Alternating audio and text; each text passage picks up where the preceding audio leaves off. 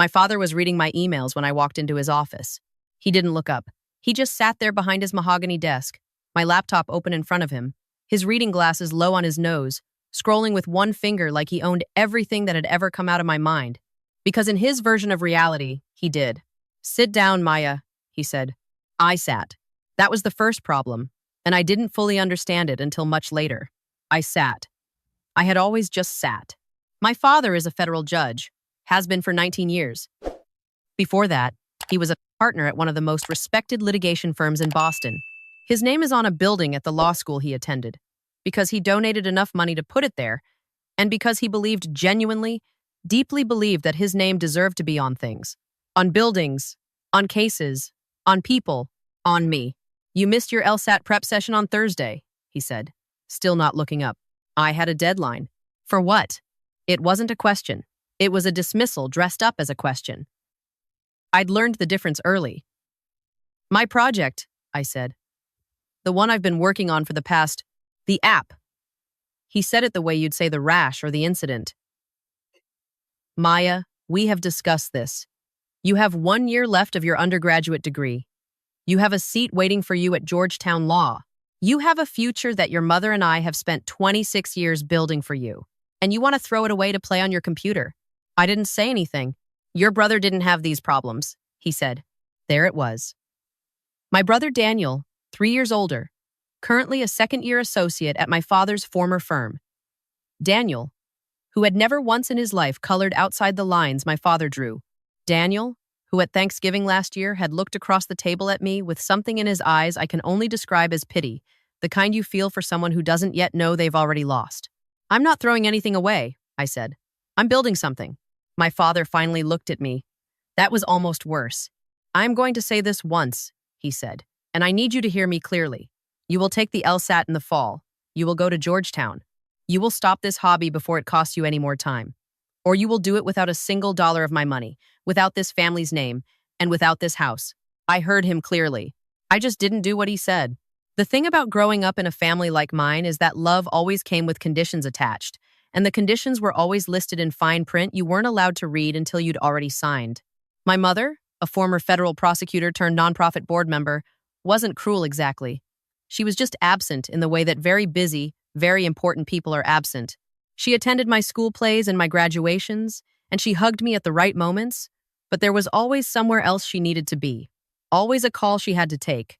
Always a way in which my childhood was an item on a very full schedule. I don't think she ever actually saw me.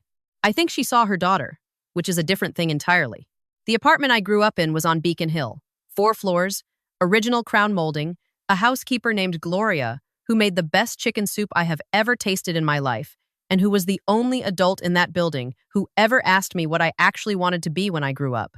I told her once, when I was 9, that I wanted to build things. Video games, maybe. Or apps. Or something people could hold in their hands and use to make their days easier or better or more interesting.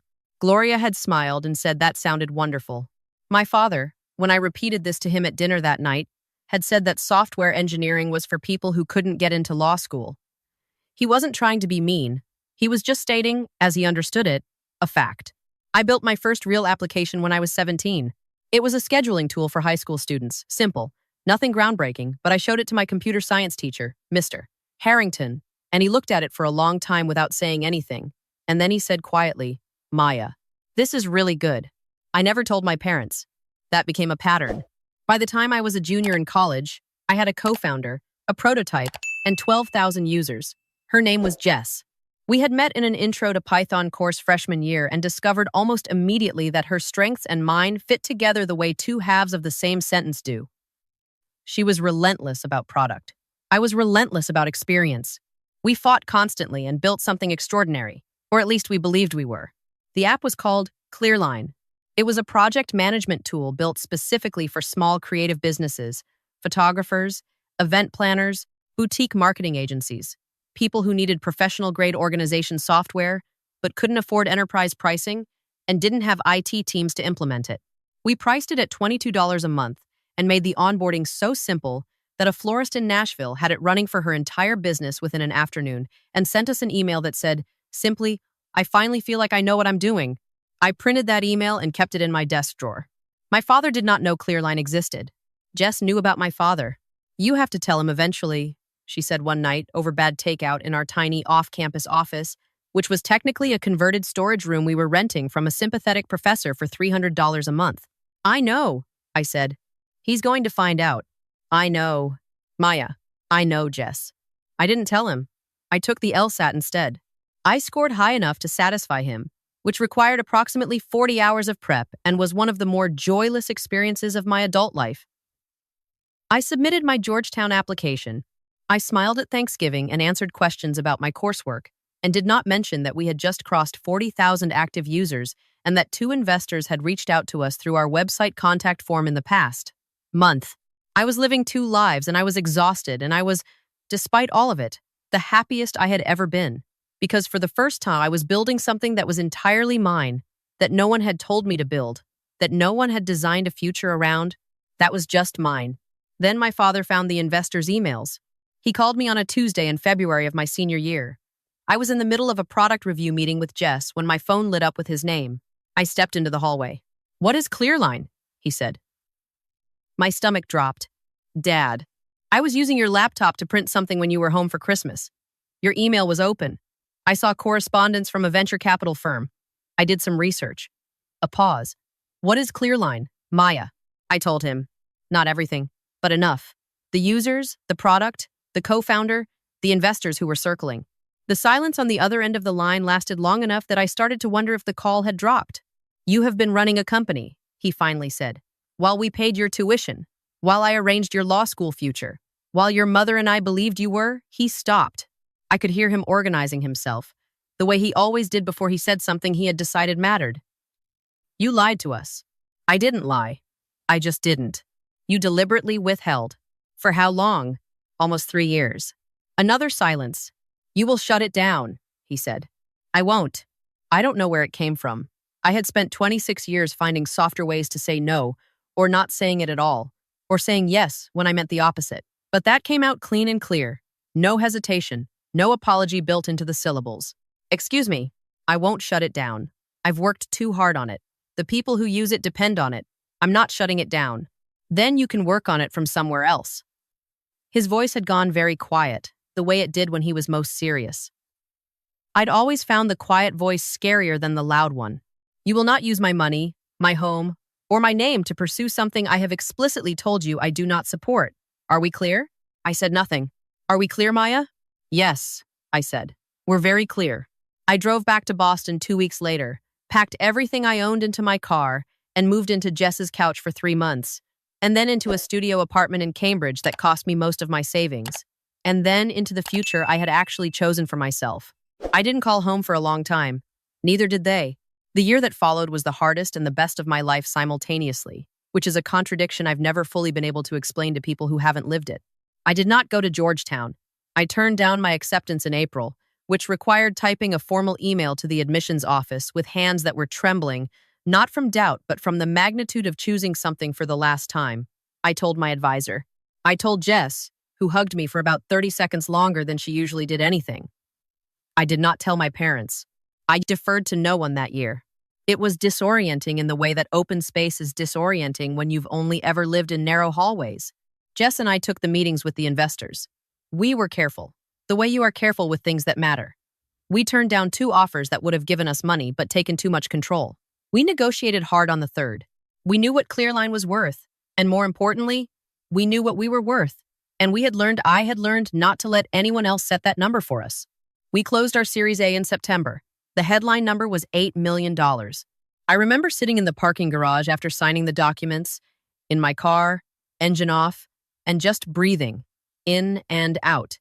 It wasn't joy exactly, or at least not just joy. It was something more like arrival, like a person who has been holding their breath for years, finally realizing the surface is closer than they thought. I texted Gloria, who had retired to Florida by then. Something good happened today.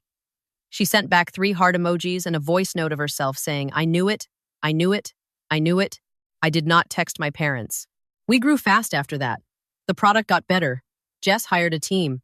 I focused on user experience with a focus that I can only describe as the kind of intensity you bring to something you would do for free, the thing that feels less like work and more like the truest version of yourself operating at full capacity.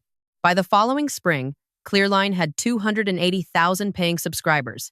By the following fall, we had attracted the attention of a much larger company. I won't say the name. What I will say is that they were a publicly traded software company with enterprise reach, and they had been watching our growth curve for the better part of 2 years. And when they approached us about an acquisition, they were not interested in a small number. I was 29 years old. Jess and I spent 4 months in negotiations. We hired advisors. We stress-tested every scenario. We asked hard questions and demanded honest answers. We walked away from the table twice. The final number? After taxes, after the split with Jess, after all of it, left me with just over $16 million. I bought a house in Austin, Texas. Not a mansion that was a deliberate choice. A beautiful 4-bedroom craftsman-style home in a neighborhood with old trees and front porches, 7 minutes from Jess's new place, with a backyard that had a fig tree in it, and the kind of light in the mornings that makes you want to just sit and think for a while. I paid $3.5 million for it. I invested the rest with people I trusted, careful, and patient, the way you are with things you worked for. I did not tell my parents. I was beginning to understand that the life I had built was not improved by their awareness of it. I had a therapist by then, and she had helped me see that I had spent most of my life editing myself for an audience that had never actually been watching me, only watching the space where they wanted me to be. I was still grieving that, I think. Not their opinion of me. The parents I had needed and never had. There's a difference, and learning to grieve the right thing was something it took me a long time to find my way to. I made a small circle of friends in Austin. I went to farmers markets. I planted things in my backyard. I started consulting for a few early-stage startups. Because I genuinely liked it. I was, quietly and carefully, deeply happy. Then my brother called. Daniel's name came up on my phone on a Thursday evening in October. I was on my back porch, a cup of coffee going cold in my hand, watching the light move through the fig tree. It had been almost 2 years since I'd spoken to anyone in my family. I almost didn't pick up. Maya. His voice was odd. Not hostile exactly, but tightly managed. The way voices get when someone has rehearsed the first sentence. It's Daniel. I know, I said. I have caller ID. A pause. How are you? I'm good, Daniel. How are you? Good. Really good. Listen, I've been thinking about you a lot lately, and I feel bad about how things ended. With everything. With you and Dad. I took a slow sip of my coffee. I appreciate you saying that, I said. I mean it. You're my sister. I don't want things to be weird between us. Mom misses you. Does she? She does. We all do. Another pause. I saw something online, actually a piece in a business publication about the Clearline acquisition. I didn't realize, I had no idea how well things had gone for you. That's amazing, Maya. Really. And there it was. He had found the article, which meant my parents had found the article, or would find it soon, or already had. I had known this day would come. I had even, in a distant and theoretical way, prepared for it. But sitting there with the fig tree and the cooling coffee, there was still something that moved through my chest like a cold current. Thank you, I said, and meant none of it. We talked for another 20 minutes. He was warm and funny and asked about Austin and said he'd always wanted to visit Texas. He mentioned his firm. He mentioned a case he was working on. He mentioned our parents, carefully, sideways, the way you approach something that might startle and run. He mentioned, toward the end of the conversation, that our father had made some investments several years ago that hadn't gone the way he'd hoped, that things were a little strained financially, that it was stressful for the whole family. I said nothing. Anyway, Daniel said, I've missed you. And it would be really nice to reconnect. Maybe you could come up for Christmas this year? I'll think about it, I said. I sat with the phone in my hand for a long time after we hung up. I had expected to feel more. Anger, maybe, or grief, or the particular ache of something you'd hoped would be different, revealing itself as exactly what you always feared it was. Instead, I just felt very still, like a lake with no wind on it. I understood now what this was. I understood what reconnect meant, coming from the only family member who had spent 2 years not reaching out until he read a number in a magazine. I understood what Mom misses you meant when my mother hadn't called me in 22 months. I understood what my father's financial stress had to do with my phone suddenly ringing. I understood all of it, and understanding it was not the same as being destroyed by it. My mother called the following week. Her voice was warm and a little uncertain. which was the most genuine I had ever heard her sound. And I found that I had to hold on to something when I heard it hold on to what I knew was true, rather than what the warmth was asking me to feel. We talked for a while. She asked about my house, which meant she had done more research than just the article. She said she'd always known I was capable of remarkable things, and I thought about every single time she had not said that, all the years of it, the absence of it, the way it would have mattered so much when I was 17 and showing my first app to a teacher instead of to my own parents, because I already knew they would dismiss it. "Your father would like to talk to you," she said eventually. "Okay," I said. There was a rustling sound, and then my father's voice, and it was the first time I had heard it in almost 2 years. He sounded older than I expected. That surprised me. "Maya." A pause. "I owe you an apology." I let that sit in the air for a moment. "I was rigid," he said. "I had a vision for your life that I never asked you about, and when you pushed back, I chose pride over my daughter." That was wrong. I know it was wrong. He did not sound like he was reading from a script. He sounded like a man who had arrived at something difficult and decided to say it anyway. I gave him that. I held it carefully because I needed to be honest about what it was and what it wasn't, and I had spent a lot of hours with my therapist learning the difference. "I appreciate that," I said. "I'm proud of you," he said. "I should have been saying that for years. What you built, I read about it." I looked into the company. "You built something extraordinary." "I did," I said. "Not with heat, just with fact." Another pause. "We've been going through a difficult time, financially. I made some decisions that didn't pan out the way I expected, and we're facing some significant obligations. Your brother." "Dad," I said. He stopped. "I'm glad you apologized," I said. "I mean that. I've needed to hear that for a long time, and it matters to me that you said it. But I need you to understand something. I spent years building a life while being told it had no value. I was cut off, not just from financial support, but from this family, because I chose a different path than the one you designed for me. I did that alone. I built everything I have from the ground up, alone, without your name or your money or your blessing. And I'm very proud of that." "Maya, I'm not finished," I said, and my voice was steady, completely steady, which I note not for pride, but because I want you to understand that this is what years of hard work on yourself looks like. Not rage, just steadiness. I'm not in a position to provide financial assistance to the family. That's my boundary, and it isn't negotiable, and it isn't something I'm going to revisit. If you want a relationship with me, a real one, built honestly from where we actually are, I'm open to that. I want that, actually. But it starts with honesty, and it cannot start with a request." The silence that followed was the longest of the conversation. "I understand," my father said finally. His voice was different now. Smaller, maybe, but not wounded, just quieter. "I understand." "Good," I said. We talked for a few more minutes after that. Nothing much. The kind of gentle, careful conversation that is the first step of a very long walk, if a walk is what we were both willing to take. I didn't know yet. I still don't, entirely. What I know is what I told him, and what I know is that I meant it. I'm writing this from my back porch.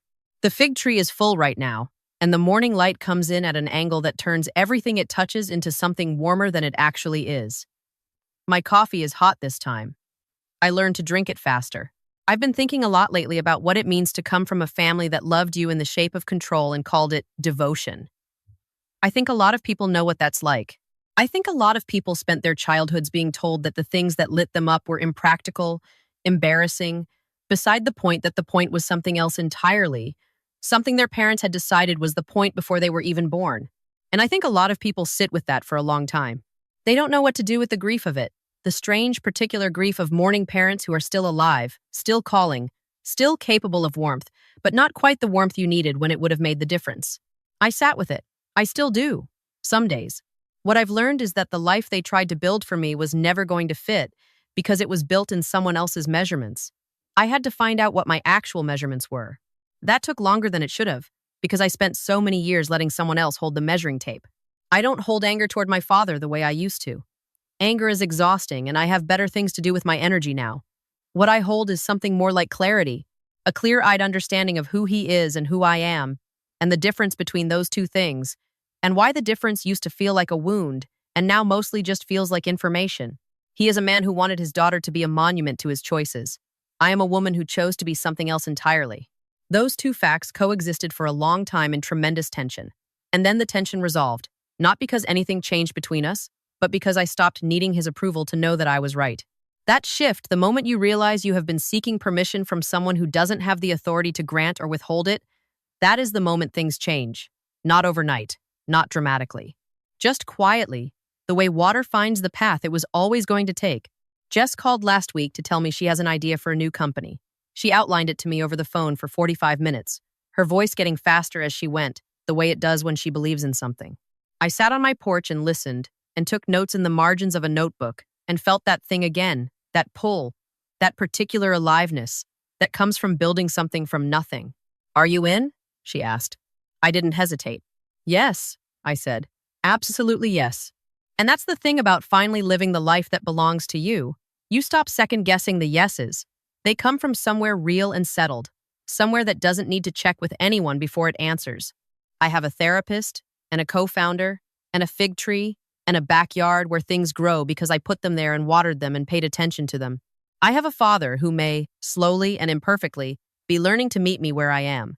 I have a brother who texted me last month, unprompted, with a photo of an article about a small tech company doing interesting things and a single line underneath it. "Thought of you. Proud of you." I don't know if he meant it. I'm choosing to believe that he did. And I have the thing that cannot be taken away and could not be given the knowledge that I built this life. Not for anyone else. Not to prove a point. Not to earn a room in a family that conditioned its love on compliance. I built it because the pull toward building it was the truest thing I have ever felt, and I was finally brave enough to follow it all the way to the end of the hallway and out into the open air. My father used to say that your name is the most valuable thing you own. He meant his name. He meant the name he planned to write on my future the same way he'd written it on that law school building, large, permanent, and entirely his. I go by Maya now. Just Maya. My work is out there. My name is on it. It means exactly what I made it mean. That's worth more than a building. That's worth everything.